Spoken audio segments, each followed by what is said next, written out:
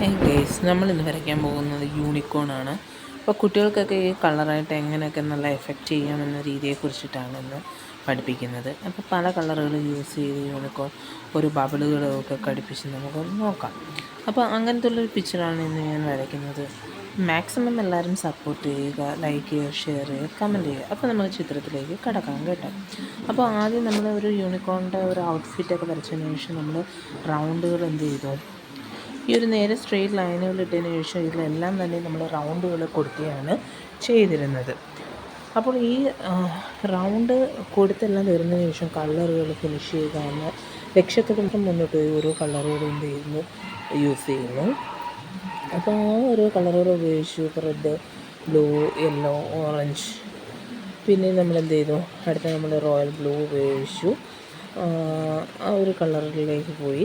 പിന്നെ അടുത്തായിട്ട് വീണ്ടും നമ്മൾ റെഡ് തന്നെ കൊടുത്തു. അപ്പോൾ ഈ കയ്യിലിരിക്കുന്ന കളറുകളെല്ലാം മിക്സ് ചെയ്ത് കൊടുക്കുകയാണ്. വീണ്ടും ഓറഞ്ച് കൊടുത്തു. അത് കഴിഞ്ഞ് ലാസ്റ്റ് നമ്മൾ നീല കൊടുത്തു. ഏറ്റവും ഫൈനൽ നമ്മൾ കൊടുത്തിരിക്കുന്ന കളറെന്ന് വെച്ച് കഴിഞ്ഞാൽ യെല്ലോ കളറാണ്. അപ്പോൾ ഈ കളറുകൾ യൂസ് ചെയ്യുന്നു.